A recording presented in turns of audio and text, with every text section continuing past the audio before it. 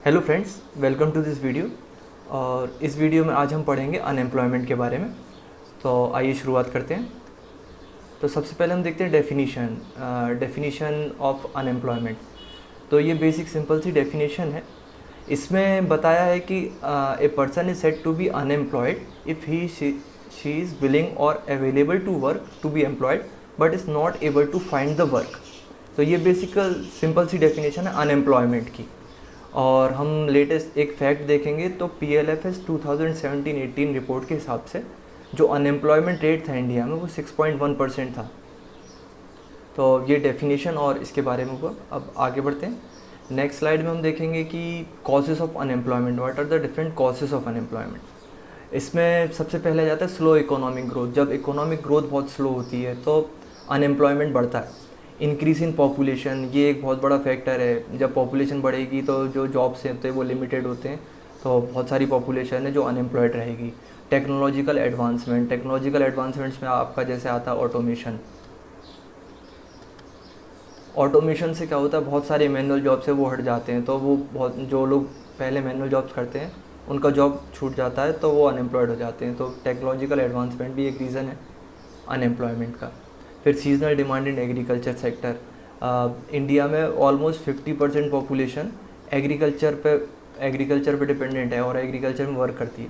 तो एग्रीकल्चर जो है बेसिकली सीजनल जॉब देता है आपको, क्योंकि जैसे बरसात के समय कुछ ऐसे सीजन्स होते हैं जब इसमें कोई रिक्वायरमेंट नहीं होती, कोई जॉब नहीं होता, तो ये सीजनल डिमांड इन एग्रीकल्चर की वजह से भी बहुत सारे लोग अनएम्प्लॉयड रहते हैं। और lack of skills that are in demand. इसको हम अगर देखें उस तरीके से कि इंडिया में बेसिकली प्राइमरी एजुकेशन तो ऑलमोस्ट मिल जाती है। जैसे अगर हम लिटरेसी परसेंटेज देखें तो अराउंड 70% है। उसमें हम देखें तो प्राइमरी एजुकेशन सबको मिल जाती है, लेकिन जॉब करने के लिए जो मार्केट में चाहिए वो बेसिकली वो स्किल और ट्रेनिंग वो नहीं मिल पाती है। उसे वोकेशनल ट्रेनिंग कहते हैं, जो जॉब के लिए ज़रूरत पड़ती है, तो वो नहीं है। तो वो स्किल्स हमारे यहाँ पे बहुत कम है। तो उसका भी एक ये भी अनएम्प्लॉयमेंट का एक रीज़न है कि lack of skills that are in demand. फिर सोशल फैक्टर्स आते हैं, जैसे कास्ट एंड जेंडर डिस्क्रिमिनेशन, कि जैसे कहीं पे कास्ट डिस्क्रिमिनेशन रहता है, जेंडर डिस्क्रिमिनेशन रहता है, तो उनको जॉब नहीं करने देते। तो ये फैक्टर्स आते हैं अनएम्प्लॉयमेंट के। फिर हेल्थ एक बड़ा फैक्टर है। अगर हेल्थ सही नहीं है तो will not able to participate due to poor health. Next देखेंगे consequences of unemployment. So what are the consequences. Unemployment अगर है तो पॉवर्टी बढ़ेगी, क्योंकि लोगों के पास जॉब नहीं रहेगा, पैसे नहीं मिलेंगे, पॉवर्टी बढ़ जाएगी। सोशल टेंशन बढ़ती है कि जॉब नहीं कर रहे हैं, कुछ पैसे नहीं हैं, तो सोशल टेंशन भी बढ़ती है। ए डिक्रीज इन द डिमांड, जब पैसा नहीं रहेगा तो डिमांड कहाँ से बढ़ेगी। Increase dependence on working population, जैसे 100 लोग हैं, 100 लोग में से मान लो 20 वर्किंग है, 80 नॉन वर्किंग है, तो जो 20 वर्किंग है इनके ऊपर डिपेंडेंसी बढ़ जाती है। वेस्टेज ऑफ ह्यूमन कैपिटल, कि आपके पास पढ़े लिखे लोग हैं, सब है, लेकिन जॉब नहीं कर पा रहे हैं, तो वेस्टेज ऑफ ह्यूमन कैपिटल होता है। लेबर एक्सप्लॉयटेशन होता है, कम लोग काम करते हैं, जॉब कम रहती है, तो जो मैनेजमेंट रहता है उनको पता है कि अगर ये लोग काम नहीं करेंगे तो दूसरे लोग बैठे हैं जो कर देंगे, तो इसलिए उनका एक्सप्लॉयटेशन भी होता है। Of unemployment, what are the different types of unemployment. तो ये बेसिकली 6 टाइप्स ऑफ अनएम्प्लॉयमेंट है, जो एक एक करके हम देखते हैं। आइए सबसे पहले हम देखते हैं फ्रिक्शनल अनएम्प्लॉयमेंट। तो फ्रिक्शनल ये बेसिकली तब होता है जब जैसे एक कंपनी है A, तो उसको कुछ एक स्पेसिफिक रिक्वायरमेंट है उसकी कि उसे इस टाइप, जिस लोगों में वो स्किल है उसे वो लोग चाहिए, और कुछ लोग हैं जिसके पास वो स्किल्स है। तो इन दोनों का आपस में जब कोऑर्डिनेशन नहीं हो पाता है तो ये टाइप की जॉब फ्रिक्शनल अनएम्प्लॉयमेंट तब फैलता है। जैसे इसको अगर हम बेसिक टर्म में पढ़ें, is difficulties in getting workers and vacancies together. तो इन दोनों को आपस में कांटेक्ट नहीं हो पाता है। जैसे हम देखते हैं एम्प्लॉयमेंट के लिए पोर्टल है, जैसे naukri.com, monster.com, तो इन पर बेसिकली आजकल जैसी सुविधा आ गई है कि इन पर रेज्यूम अपलोड कर दो तो इधर से देख लेते हैं। पर ये सिर्फ प्राइवेट जॉब्स के लिए हैं। बहुत सारी गवर्नमेंट जॉब्स रहती हैं जहाँ पे सही से इन्फॉर्मेशन नहीं प्रोवाइड की जाती है, तो जो स्किल्ड लोग हैं उनको प्रॉपर जॉब नहीं मिल पाती है, और जो कंपनी रहती है उन्हें भी सही एम्प्लॉयड नहीं मिल पाते। और ये जैसे इस वाले मेंशन्ड है कि knowledge on the part of employers about the availability of workers और on the part of workers that employment is available at a particular place. तो दोनों में इंफॉर्मेशन की कमी रहती है। तो इसके लिए क्या होता है, जॉब फेयर चलाए जाते हैं और अलग अलग पोर्टल्स ओपन करे जाते हैं जिससे कि ये वाली प्रॉब्लम को सॉल्व करा जाए। अब नेक्स्ट हम देख नेसेसरी स्किल्स रहती है कि कंपनी को कुछ स्पेसिफिक रिक्वायरमेंट है पर वो स्किल नहीं है, और ये जब लोग बहुत जॉब स्विच करते हैं तब भी यही वाला अनएम्प्लॉयमेंट कहलाता है। जैसे कंपनी कोई बंदा भी एक कंपनी में काम कर रहा है, वो भी में स्विच करना चाहता है, तो जो पीरियड है इन बिटवीन वो अनएम्प्लॉयड रहता है, उसे फ्रिक्शनल अनएम्प्लॉयमेंट में काउंट करते हैं। नेक्स्ट आ जाता है सीजनल अनएम्प्लॉयमेंट। सीजनल अनएम्प्लॉयमेंट जैसे हमने देखा था कि एग्रीकल्चर एक बहुत बड़ा सेक्टर है जिसमें ऑलमोस्ट 50% पब्लिक पॉपुलेशन काम करती है इंडिया की। तो उसमें वो सीजनल नेचर की वजह से बहुत सारे लोग अनएम्प्लॉयड रहते हैं। और कुछ अलग जैसे फॉर एग्जांपल होटल्स हैं, रेस्टोरेंट्स हैं, आइसक्रीम फैक्ट्रीज हैं, ये सब सीजनल हैं, तो सीजनल जॉब प्रोवाइड करती हैं। तो जब इस समय जब उनके अंदर रहते हैं, वहाँ पे जॉब करते हैं, तब तो वो अनएम्प्लॉयड रहते हैं, लेकिन जैसे ही उसमें काम ख़त्म होता है तो वो अनएम्प्लॉयड हो जाते हैं। और इस this type of unemployment is usually observed in agriculture. आइए नेक्स्ट देखते हैं। नेक्स्ट आता है स्ट्रक्चरल अनएम्प्लॉयमेंट। स्ट्रक्चरल अनएम्प्लॉयमेंट ये बेसिकली जब आपकी किसी देश की इकोनॉमी ट्रांसफॉर्म होती है, और ट्रांसफॉर्मेशन के समय जो अनएम्प्लॉयमेंट होता है वो स्ट्रक्चरल अनएम्प्लॉयमेंट हो जाता है। जैसे एक एग्जांपल देखेंगे कि large mechanised manufacturing units in India led to the decline of handicrafts. तो हुआ क्या कि पहले हैंडीक्राफ्ट थे, जैसे आप कॉटन के लिए देखेंगे तो पहले चरखा आता था, तो चरखे पे बनते थे। फिर जब मैकेनाइज्ड इंडस्ट्रीज आ गई तो सब चरखे सब एबॉलिश्ड हो गए, बंद हो गए, और फिर सब लोग मैन्युफैक्चरिंग इंडस्ट्रीज़ में काम करने लगे। तो ये स्ट्रक्चर में चेंज हुआ इकोनॉमी की, तो उसकी वजह से जो अनएम्प्लॉयमेंट होता है वो स्ट्रक्चरल अनएम्प्लॉयमेंट होगा। क्योंकि चरखे पे जब काम कर रहे थे तो बहुत सारे लोग, जैसे 10 लोग हैं, वो थोड़ा थोड़ा सा प्रोड्यूस कर रहे थे, तो कुछ एक प्रोड्यूस होकर वो फिर मार्केट में बिक रहा था। लेकिन जब मशीन इंडस्ट्री बन जाती है तो इंडस्ट्री मास प्रोडक्शन होता है। मास प्रोडक्शन की वजह से उसमें इतने सारे लोग नहीं चाहिए, सिर्फ 5-6 लोग मिलकर ही वो काम कर सकते हैं। तो इसलिए जो बाकी के बचे हुए लोग हैं वो अनएम्प्लॉयड हो जाते हैं, तो स्ट्रक्चरल अनएम्प्लॉयमेंट होता है। और अब इसको जैसे ये देखेंगे, most artisans were displaced because they did not have sufficient marketable skill. कुछ के पास स्किल नहीं रहती तो नहीं हो पाते हैं।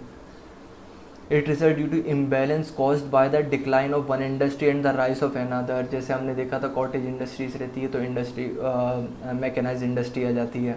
और when industries fail to create enough jobs to absorb those made redundant, basically जो रिडंडेंट होगा उनको एब्सॉर्ब नहीं कर पाती है। और कभी कभी क्या होता है, जो नई इंडस्ट्री है वो दूसरे एरिया में और दूसरी स्किल चाहिए, तो इसकी वजह से भी होता है स्ट्रक्चरल अनएम्प्लॉयमेंट। अब स्ट्रक्चरल और फ्रिक्शनल अनएम्प्लॉयमेंट में डिफरेंस होता है बेसिकली कि स्ट्रक्चरल जो रहता है वो लॉन्ग टर्म चेंजेस आते हैं, कि इकोनॉमी किसी भी देश की अचानक से चेंज नहीं होती, उसको चेंज होने में टाइम लगता है। तो स्ट्रक्चरल जो है वो परमानेंट और लॉन्ग टर्म रहता है। फ्रिक्शनल जो रहता है वो टेम्परेरी रहता है और शॉर्ट टर्म रहता है।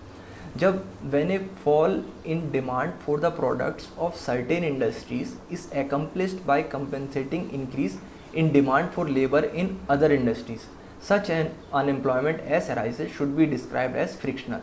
तो बेसिकली फ्रिक्शनल कब होता है, जब एक जगह जॉब कम हुआ तो दूसरी जगह उसको कंपनसेट कर देंगे तो वो फ्रिक्शनल होगा। और अगर कंपनसेटिंग इंक्रीज नहीं है डिमांड में तो वो स्ट्रक्चरल टाइप का डिफरेंस आ जाता है।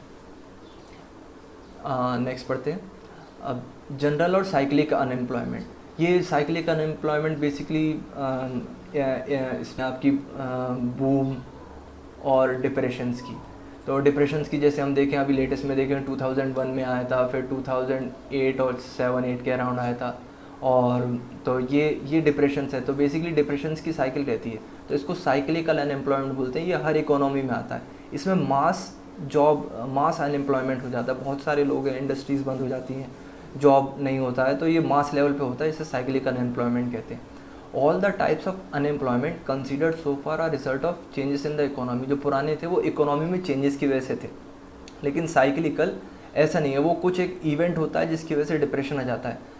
And most severe unemployment of the type experience 1930s में बहुत सीवियर डिप्रेशन आया था, फिर 1980s में आया, 2001, 2008, जब पूरी कंट्री में डिप्रेशन रहता है। This type of unemployment is the result of depressions और important phase of business trade cycle. ये बिजनेस साइकिल का इम्पॉर्टेंट पार्ट है। और cyclical unemployment characterize by general deficiency of demand and consequently affect all industries at one and the same time. हर एक industry पे इसका effect होता है, किसी एक स्पेसिफिक इंडस्ट्री में नहीं। And producing wide spread unemployment, large level पर अनएम्प्लॉयमेंट लाता है। तो ये cyclical unemployment basically disguise unemployment ये भी बेसिकली हमारे यहाँ पे एग्रीकल्चर में होता है। डिस्गाइज अनएम्प्लॉयमेंट होता है जैसे एक एरिया है, ये फील्ड है, आप कंपेयर करिए, जैसे इस फील्ड में अभी 4 लोग काम कर रहे हैं और ये प्रोड्यूस कर रहे हैं 100 kg ऑफ राइस या वीट, आप कुछ भी कंपेयर कर लीजिए।